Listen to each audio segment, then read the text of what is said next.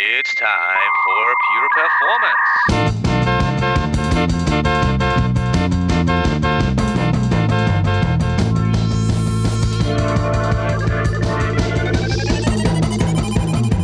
Get your stopwatches ready. It's time for Pure Performance with Andy Grabner and Brian Wilson.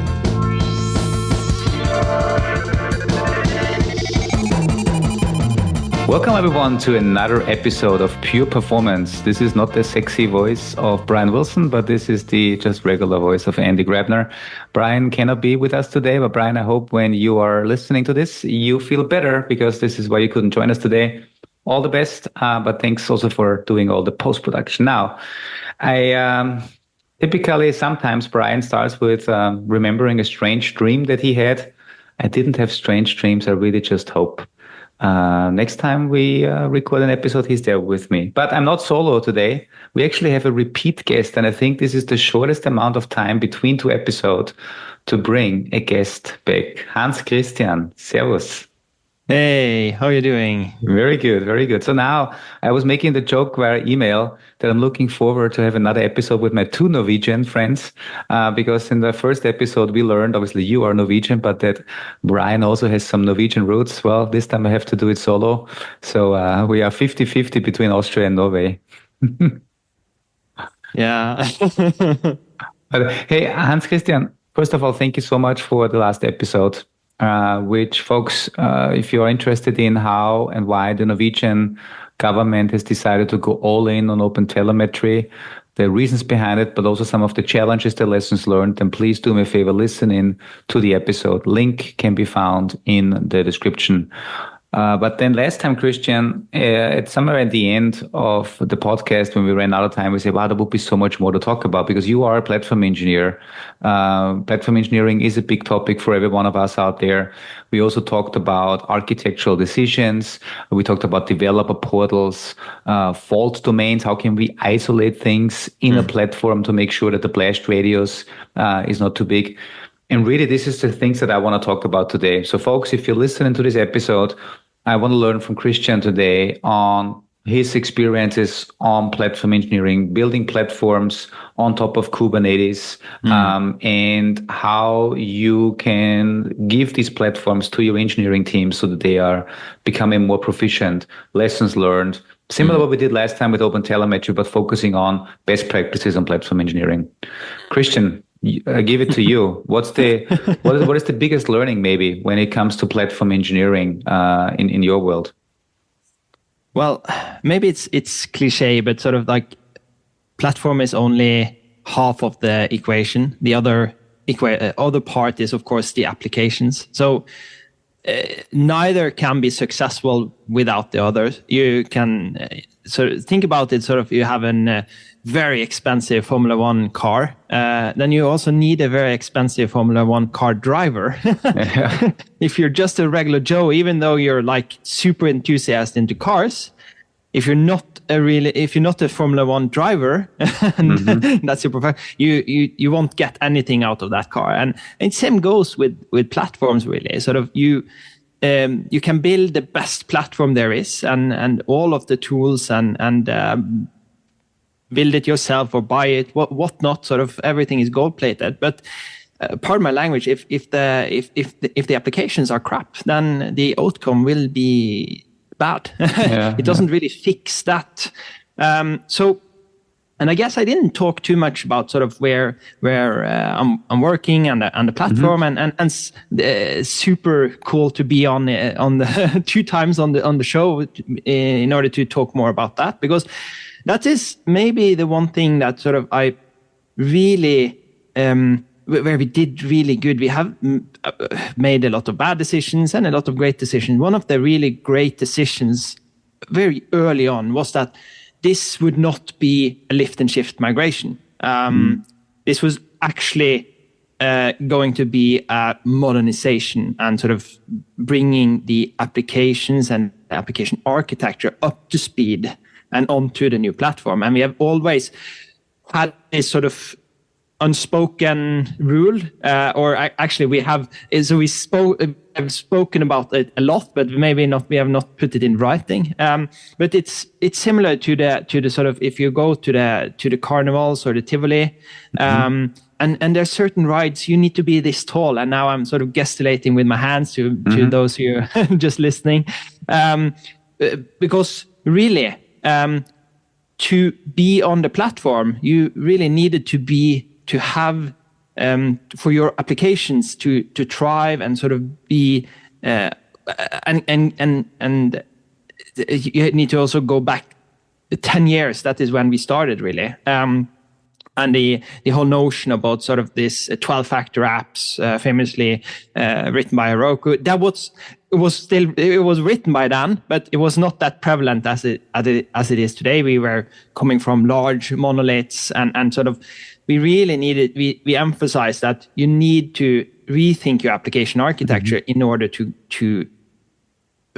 for them to function. There's no reason to just lift it over. It shouldn't really. That shouldn't be the reason in itself. Of course, we wanted more developers, more applications on our platform, but we also wanted them to take the work, and we knew that there would be a lot of work, and so the second part there as well is, well, this was not time bound. Sort of, it was not like, oh, we are going to move all of the application in 6 months and some ridiculous time frame.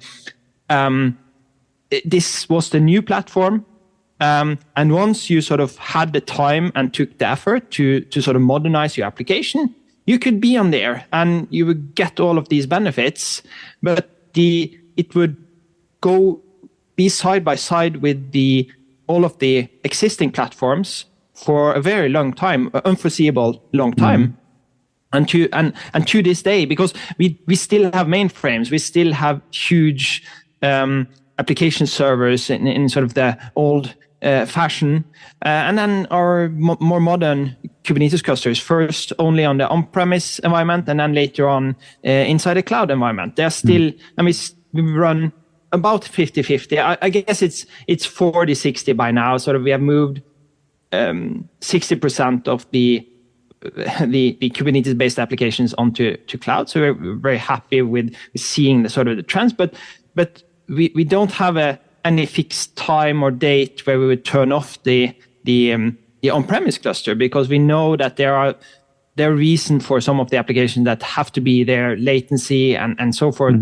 And same goes with the more older platforms as well.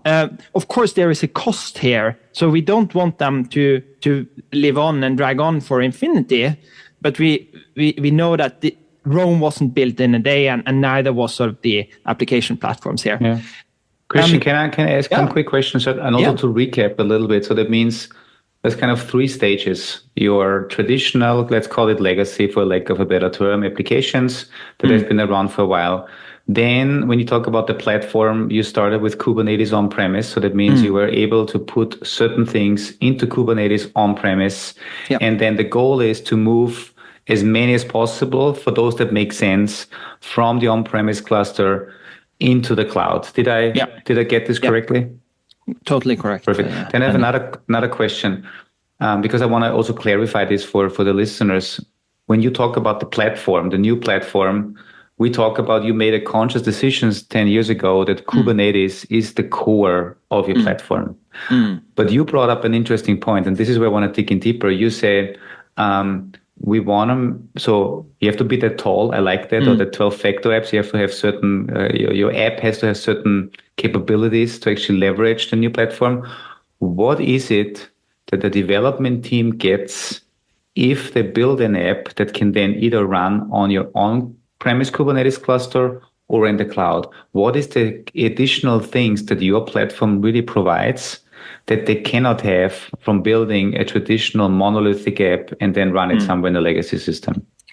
So the largest benefit is that you get this, you build it, you run it type of environment, because all of the legacy platforms would require, to a certain degree, someone else helping you, and sort of for certain operation, and it can vary for some of the platforms, it's really sort of you need to hand an artifact, and the operations team will put that into production. For some platforms, that process might be automated, but there's still sort of manual processes when you, for instance, want to get a new application. If you want all of this automated, then the new platform was for you. So really, sort of the second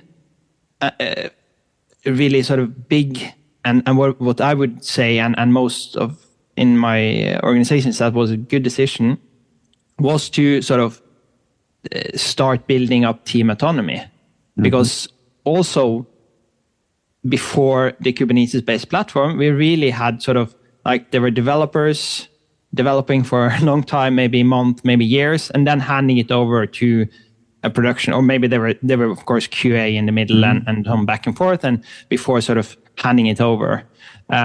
So the new platform represented a cut there as well in the process. It represented that in this way of working, we don't have a separate operations team. We don't have, there is only one team. It's the application team. It's the product team. So sort of this domain-driven design was something that was more important. Sort of how do we actually partition and cut up the organization so they fit nicely into sort of two pizza teams coined by Amazon. So they can have sort of a manageable set of services or applications that they are in charge of, and don't really need to sort of coordinate with too many other teams. Of course, there will be some coordination, but for the most part, the team should be sort of self-coordinating. That they for the day-to-day interactions, at least, it's inside the team that where they do that coordination there. Cool. So that means basically instead of having, and I know people don't see us now when we move our hands on the screen, but instead of having kind of like a vertical silo between dev and ops, you kind of have a horizontal silo, again, not silo, but you have a horizontal interface where on the bottom you have your platform that provides and automates most of the technical challenges that people typically have with building, deploying, and operating, and then making this as easy as possible to the engineers to then really take end-to-end responsibility for the applications from building to operating. How, and this is it's so fresh on my mind because I had a discussion yesterday with one of our architects, and he said, well, does this mean, or he asked me the question, does this mean that now developers in that model need to know everything about Kubernetes? Do they need to know about ingresses? Do they need to know about security? Do they need to know about everything? And isn't that too much burden? Because then everyone needs to understand the full complexity of operating software. And then my answer was, no, this is the actual idea of a platform engineering team that builds a platform as a product to abstract this complexity away and really just provides the building blocks for engineers to take end-to-end responsibility. Did I get this correct, or is this wrong, or how do you do that? How do you see this? Yeah, you are spot on, Andy. So we started before this was really called platform engineering. So I guess we called it platform as a service. I think that was the term we used back then. But really, you are spot on. And the goal here is to provide a higher level abstraction and abstract away these lower level building blocks. So of course, there will be complexity. We cannot hide it all. But what we did very, very early on was that we would not expose directly all of the Kubernetes resources to our developers. What we did was that we created, and this was really, really early on. I think we had some people that experimented with what was before the custom resource definition that we know today.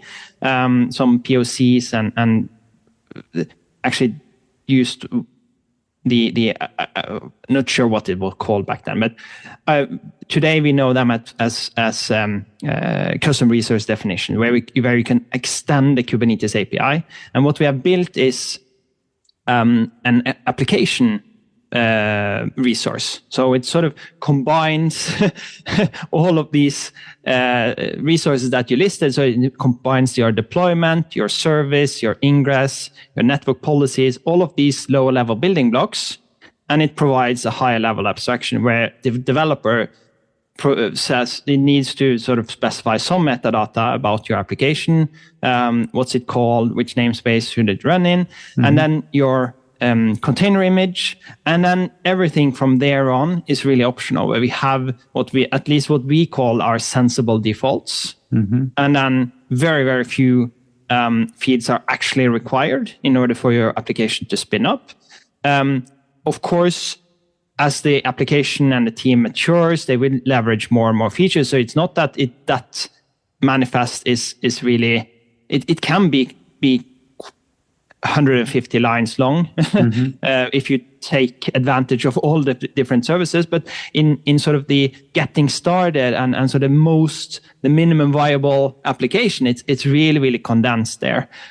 So that, again, of course, that's an abstraction that they need to know, the developers. But really, that allows us to have that layer above the underlying. So we could, for instance, go from one version of an underlying Kubernetes resource or remove it altogether. So we have changed service mesh without the teams really knowing, because that's something that we treat as an implementation detail. We have changed how network policies work, and really sort of how these lower level building blocks really work. In some cases, there are some migration that needs to be done, and sort of with the help of the teams. But in many, many cases, we are able to actually change versions, change components without really requiring the teams to change their manifest, to change their application. So it's a really, really strong overlay, or sort of. Is this? Did you implement then your own, I guess, operator that handles those applications? Have you? And I guess this maybe have been before tools like Crossplane emerged. But have you looked into Crossplane as a tool as well for that? So we have looked into Crossplane. That was quite early. So mostly most of the functionality is in our own operator or operators. We have some other supporting operators as well doing custom things. Then what we're using today for our Google cluster, we are using an operator similar to Crossplane. It's built by Google. It's a config connect. So actually the Google, and that's because that's where we are running our cloud cluster in Google Kubernetes Engine. So it actually comes with this these APIs already built in, or the Kubernetes API already extended, where you can create Google resources. You can create Cloud SQL instances, storage buckets, etc.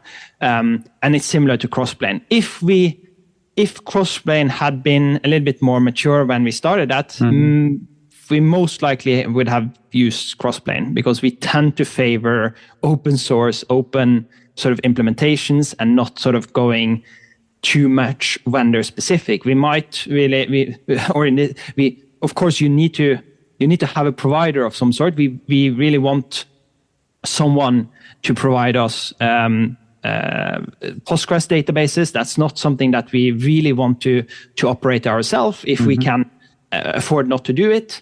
But the resource, the API of how we are creating those Postgres databases, we would really like that to be as open as possible, and sort of a standard, which Crossplane really represents. But I know the discussion have come up certain times if you should move to Crossplane. Currently, we have no real sort of roadmap items to support other cloud environments. That's the other benefit as well with Crossplane, being sort of, instead of the config connector from Google being only Google specific, Crossplane is more like Terraform, where it supports a number of providers, which makes that integration work there a lot easier. But it works similar way, Andy. Nice, cool, because I just had a podcast recording with Viktor Farcic, whom I know you know, Yeah. and he will also be speaking at Cloud Native Bergen Day, and because he's the developer advocate for Crossplane, that's why it's fresh on my mind. So that's really cool. So kind of I like to recap a little bit just to make sure you built an abstraction layer for developers, because really what they want to do is they want to build and deploy applications. So you defined an application object. You have an operator that then translates this application object into the actual deployments underneath the hood without the developers having to deal with the complexity, and also allowing you to switch things in the back end, like switching from one service mesh to another. I also like what you said with you as the experts here on the platform engineering team, you know what good defaults are. So that means you can start with sensible defaults, but then as you mature, you can also then, and I think this is then the autonomy aspect, right? You give them a certain level of autonomy, but also guardrails, which is great. Back to the question that my colleague gave me yesterday, right? He says, he asked me, do they need to know everything? And you clearly stated how you can solve this problem by the abstraction layer. But here's my question. What if something doesn't work? Where does the responsibility, or what can a development team do? And where do they then need to go to you for troubleshooting? Because I think that's a big thing, right? What if my application all of a sudden doesn't deploy anymore? How do I know? Is it my fault as an engineering team? Or is it the fault of the platform? Maybe it's not even your fault. Maybe it's a fault from the underlying infrastructure provider.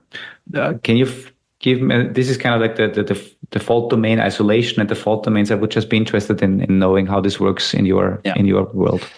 So I don't have sort of like this one definitive answer, and it's certainly matured over time. And of course, that's been, the focus has been a lot on the deployment interface and sort of how do you specify the application. And then on the operations side, we have always given them access to the Kubernetes API. So you didn't really need to know how to specify your resources, but you certainly needed to know about the concept of pods. Each instance of your application would run as a pod. And of course, that's sort of an underlying implementation detail.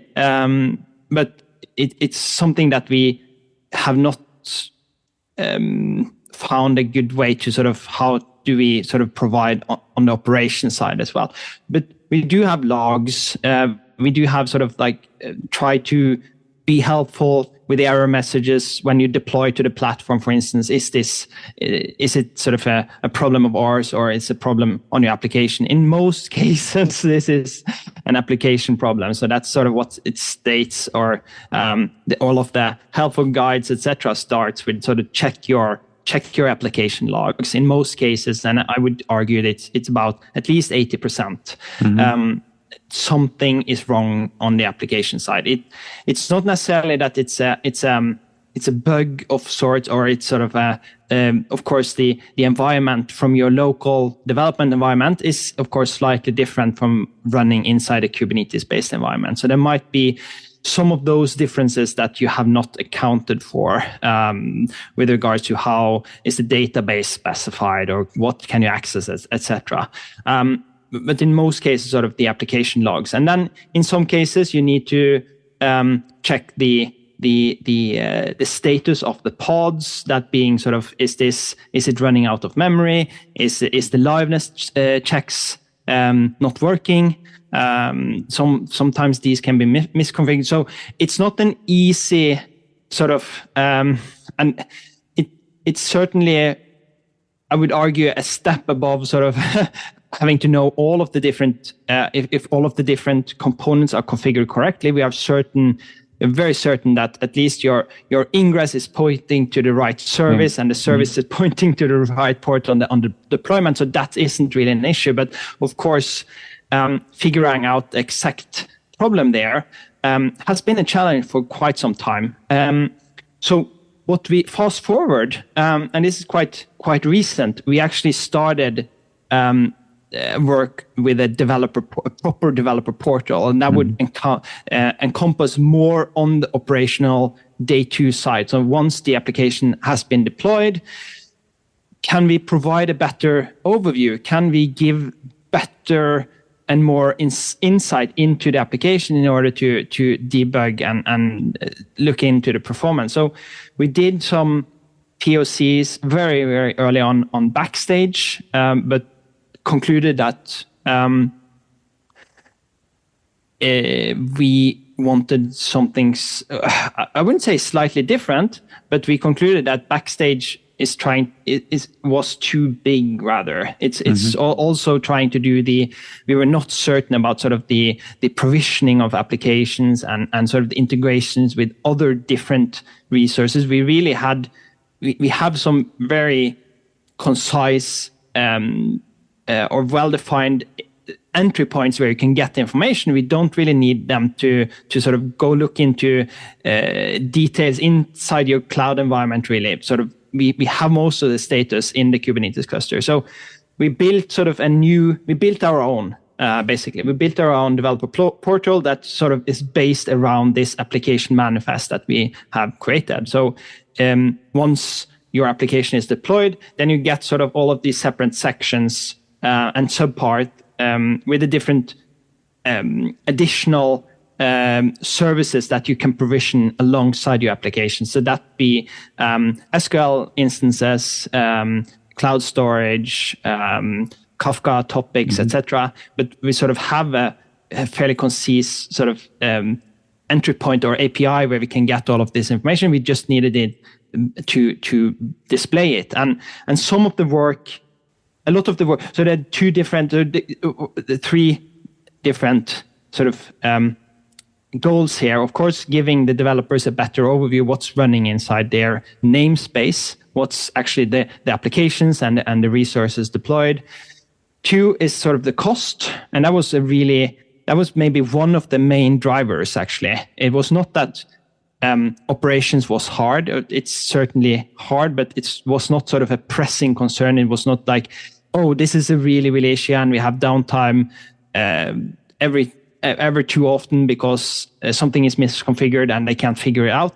That's of course a challenge every now and then. Most often it's only development environment. You've done some changes to your application, either that's the manifest or the application itself, and then it fails in the development environment, and it doesn't really cause an issue on the production side. If it's already sort of going to production, in most cases it will be also caught that you have a working application that's already running, and we will prevent the broken one from actually sort of pushing out all of the replicas of the good one. But this cost part was really what drove a lot of the effort, was to give the developers better feedback on their resource consumptions and how much that is actually costing us in dollars or euros.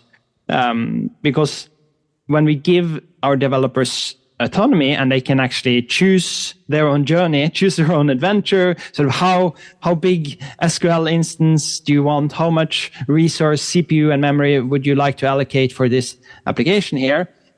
Of course, there is a tendency to over provision. Yeah, of course, yeah. Well, No, and it's fascinating, but I need to interject, just ask a question here. So do you then, as let's say the central platform team, also provide advice, mentoring, any type of support to say, hey, by the way, it seems you are 50% over-provisioned most of the time, and here are some recommendations, some proper sizing. Do you provide this, or does the platform automatically provide this in some way, or do developers need to manually look into this and they need to make manual decisions? Yeah, currently it's manual, but it's less manual than it used to be. It used to be you had to go into Grafana and find the right dashboard, or we have some Metabase, other analytics dashboards so now at least it's in your developer portal. So once you log on, you open your application, you get that recommendations there. But we are not doing that. We are not automatically adjusting it currently. One thing that I just Henrik, who is on my team, Henrik Rexed, I'm sure you've heard his name, is Mr. Is It Observable for me.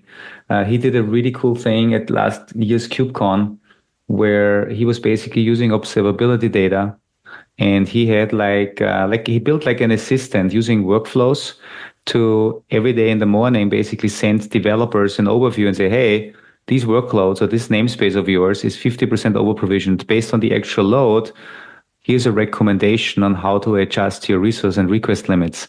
So basically using observability data and some algorithms to basically say, this is what I as an expert would do, and then provide this. And then another colleague of mine, Katarina Sik, she also recently spoke in KCD Romania.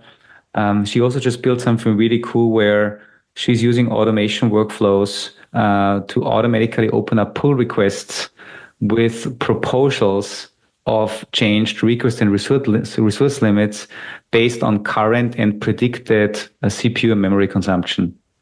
And that's that's really cool, because if you then have a pull request open that says, here's a suggestion of your platform, but still give the human then the decision to say yes, sounds good or not good, is a really cool thing to do. Yeah, absolutely. And it's certainly something, because we have had the data here for a long time, at least CPU and memory data, and we can see sort of how much are you using of those compared to what you have already, what have you allocated for the application. So we are training our developers and application team to sort of keep an eye and to use this tool that we have built and sort of to adjust those accordingly. And we also, so what we also do is that we translate those into the euros amount, because we have certainly had instances where sort of, you have requested 400 milli-CPUs and you're only using 200, but the cost on that is almost negligible. So it doesn't really, that is not where we are trying to push our developer. We are mainly sort of focusing where is the, even though that's a 50% decrease, but it doesn't make an impact, right? You wanna focus on the real hotspots, yes, where you have absolutely. the big money grabbers. Yeah. So that's of course been some applications that have been really, really greedy when allocating resources, and we also have some databases that's been really, really over provisioned. It's a little bit harder to auto scale those and scale them backing up. So that's not an easy task, and something that we are still sort of looking into how we can provide a better way of scaling those. You can scale the memory and CPU, but the underlying disk, at least this is Google Cloud, it will increase. But it's very hard, next to impossible, to decrease the disk. So once you if you, for instance, removed a lot of data from a database, actually decreasing that disk is increasingly hard. Yeah. So interesting, and thanks for sharing the insights on that you built your own developer portal, because I think it also makes a lot of sense, because you came up with your own application manifest definition. I think the whole CNCF, or like the whole, our community has been asking for kind of this additional level of abstraction of an app. There's also the tag app delivery, the special interest group that is working on some of these concepts. But yeah, so far I think there's no real application object out there, and that's why I see many organizations basically doing what you're doing, either coming up with your own implementation with an operator, looking into tools like Crossplane to then build composites, as it's called in Crossplane, to then kind of build a level of abstraction. Did you and your developer portal also implement the use case of onboarding and creating a new app from a template? Right? Because this is one of the features that people like about Crossplane as well. Yeah. No, so that was one of the features that we didn't feel was ready for us, or we weren't ready for that type of feature. And it goes back to that we have given a lot of autonomy and flexibility to the development teams.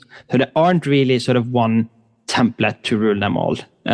Of course, there are certainly things that are common across them, but what, at least from the platform's point of view, and it sort of speaks a little bit to that we have a large number of teams. So we have about 200 registered teams on our platform. Not all of them are logical separate teams. So maybe there's someone somewhere between 100 and 200 actual teams then. We have 2,000 of these applications. So it's quite hard for at least the platform team to know what's a good what's a sensible starting application of some sort. So that's actually something that we haven't really been able to answer for quite some time. Maybe we could have done it early on because there are fewer teams and fewer applications, but certainly not now. There's too much. There's too wide variety of different applications, and the level of the amount of sort of boilerplate is quite minimal. Of course, you don't really need a GitHub action, but that's the CI/CD system that we are using, where we have a custom build and deploy action reusable. You need in most cases a Docker file, unless sort of the framework that they are using can produce one for you, and then you need this nice YAML manifest. Apart from that, there's nothing else, at least from the platform's point of view, that you need to sort of create. So, but I guess is this? I guess you put a lot of effort, obviously, in your application definition, right? I mean, that's. I guess you, instead of providing different templates that contain, I don't know, Helm charts and all sorts of other YAML files, you invested in defining this abstraction layer of an application. And I assume to get there, you initially had to talk with a lot of the application owners, like how many applications need a database? What type of database? And then you abstracted that away. Yeah. How do you, I assume you're using Flux or Argo or any of these GitOps tools to pull this in, or do you just push these? Actually not. So we're very much a push-based. And that goes back to that, again, the manifest is in Git. So this application manifest, it's 99% of what's actually running. There might be a few variables that might be sort of the container image. Apart from that, everything is already in Git. So I really want to emphasize that it's Git. You need to have your things in Git. It's sort of not just. But then the question still is, how does this object in Git make it into your Kubernetes cluster so your operator can pick it up? And in your case, it's still a push. Yeah, that's a push base. So we have a deployment API that sort of just exposes a very limited subset, or rather it sort of accepts YAML or JSON objects that are Kubernetes objects, and then it forwards it to the correct cluster, and then it checks, does authorization, is this repository here authorized to do a deployment into this namespace in this cluster here. So the reason that we are really, really happy with this flow is that it gives the developers an immediate feedback. So once they push something, the GitHub action is started, and it builds and it tests and it deploys, and there's an absolute feedback there. Did it work? Did it not work? Because the deployment API will wait for the application to actually be started by the operator, and it will wait for it to actually get acknowledgement back that yes, this application here is actually running. And from all of the checks that we can see, it's running well. And there's obviously to an event-driven model where with GitOps, right, you don't know how often the GitOps operator, whether Argo, Flux, how it's configured, how when it pulls changes in. And so it makes this a little bit more challenging. It's interesting. I'm just interested to hear, why people are let's say, using push versus pull. What are the reasons for it? How do you then, what's your record of truth then? What is currently deployed on the cluster, and how would you then recover a cluster state? Do you have any, what's your suggestion? So let me answer the last one first. So we have a complete backup. So if we need to restore a cluster, we can restore that. So we have, I guess it's Velero that we are using now. It goes through and it takes a backup or snapshot of all of the Kubernetes resources, all of the namespaces, and the persistent volumes as well. So we can restore those in the case where we need to something catastrophical has occurred, or someone have deleted something they shouldn't do. So again, going back to the source of truth, that is up to the developers to decide. We have sort of taken the stance that, well, there will be a lot of different models. There's different sort of development flows. We are not here to sort of say that you need to use this or that. We can come with some recommendations. We sort of recommend that you have, or that what we provide you is that we provide you with a development environment and we provide you with a production environment. And we advocate that, say that this should be sufficient for most of the teams. But if you want to have some where you're using feature branches and you have release branches, etc., that's up to you.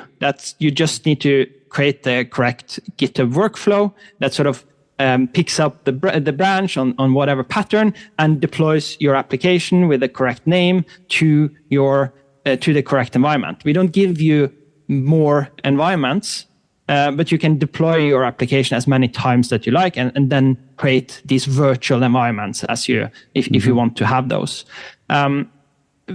But we certainly sort of advocate that it needs to be driven by Git. You can, the teams have possibility to go in and edit things, and I wouldn't say too much. They can or apply from their own machines because they have access to their own clusters. Again, it's certainly a challenging operation because they first need to have a built-in a container image. It needs to be pushed. It needs to be available. You cannot just build that image locally and then deploy it. So what ends up is that things are going into Git, and then they have a very, very fast feedback cycle where you can get this up and running, out and deployed, and doesn't really and alleviate the need for doing any manual sort of deployments. They can go in and from time to time they will go in and do manual changes, but it's sort of a trade-off that we are okay with. We believe that sort of these teams, it's sort of contained enough for them to sort of, I'm going in and changing this on the fly for some reason. And that the team is sort of aware of that. That might not be 100% true all of the time, but from our point of view, we have not sort of caught any sort of outages or problems, at least in production environments, that sort of been where the root cause has been sort of, we have the ability to do manual changes. Rather, sort of having the ability to do some manual changes actually makes it easier for them to go and fix or test sort of a really one-off thing that they need to just check. If I put in this number here or this value for some configuration, how does that affect the application? Yeah, cool. Hey, Hans Kristian, it's amazing how time flies because we are almost like 40-50 minutes in already. For me, this is. It's always great to listen to people that actually, really implement platforms, and everybody has a different background, different company, organizational, in your case, government agency, reasons why certain things are done that way. But what I really like, and I think this is something that I see all over, you are basically, as a platform engineering team, you are providing basically an app. Platform as a service, platform as an application, whatever you want to call it. But in the end, you've built an abstraction layer on top of the complexity of the next generation of platforms we're going to build, and that's Kubernetes for many people. So, and even if it's not Kubernetes, even if it's serverless, if it's anything else, platform engineering basically provides this abstraction layer to actually, and I think this is what I really like, what you said earlier, to really enable teams to be autonomous, to really take you build it, you run it, and actually being able to execute it without having to deal with all the complexity, because you're working within a certain area where you can move left and right. Yeah, because you have, in your case, this application object that you've defined and that you maintain and that you have an operator for. But yeah, that's really, really great. Now, there's reasons why you build your own developer portal. Makes a lot of sense. And yeah, really cool that you share these things. Is there, I know in the previous episode when we talked about OpenTelemetry, you had a great blog post about your OpenTelemetry story. Are there also blog posts, or is there any public material out there in case people want to read more about your platform engineering projects? Yeah, absolutely. So we have written blog posts over the years, but we are really, really proud of our application documentation, and we are developing all of this in public, in the open, and the documentation is in open. So if you go to docs.nais.io, so that is NAIS.io. So it's pronounced nice. It's a nice platform. You can see all of this how does this look from a developer point of view? There are getting started guides and examples of how the application manifest looks like, the deployment workflows, and sort of all of these extra bells and whistles that you can put on to your application. And of course, my sort of baby, all of the observability part, where we have sort of really made it as one click as you can go to sort of enable OpenTelemetry instrumentation to your application by using sort of these, as I mentioned, sort of the agents that we just attach to your application when it's starting up. Really cool, folks. We will also add the link to NAIS. We are nice, and put the links to NAIS in the description of the podcast as well. So it's we have been quite vocal about our platform in the rest of the platform engineering community and the rest of the public and government sector here in Norway, and we know for a fact that there are a few people at least that's a little bit sort of like, oh, how did they manage to take that cool sort of name? It's sort of a play. There's a play on sort of the NAV, that's the organization, and then it's some play on that. But having this nice, oh, that is nice, and how that sort of is used so much in our, at least from my platform team, and then we sort of try to export that and to market our platform, and they are and oh no. And now I also know the title of the podcast. It's probably something like Building Nice Platforms. Yes. Cool. So it's play on NAV, infrastructure as a service. And then if you just like squint, or like, that would be nice and nice. Yes. Nice. Yeah, that's perfect. Yeah, naming is a pretty hard thing. When finding a good name is challenging, and in your case, it's perfect. Yeah, cool. Hey, Hans Kristian, I'm really very much now looking forward to meeting you in person in Bergen. It's just still a couple more weeks to go, but still, you know. Likewise, Andy. It's going to be really, really cool. Really, really nice. Yeah. So, folks, if you listen to this, and if you've never been to Bergen in Norway, but you want to meet people like Kristian and also others, like I know Victor Farcic is also going to be there, and some others, and obviously the local community, then I'm pretty sure you can still get some tickets, maybe. Or are you sold out already? No, not yet. We are almost sold out about early bird ticket, but I guess there will be one or more 2 tickets left. So by the time that the podcast is airing, so cloudnativebergen.dev is the place to go. Exactly, cloudnativebergen.dev. Also a link that we add to the description. Cool. Hans Kristian, I say thanks again. And Brian, thanks for doing all the post-production, as always. And next time, I'm sure I'll have you back as my co-host. Awesome.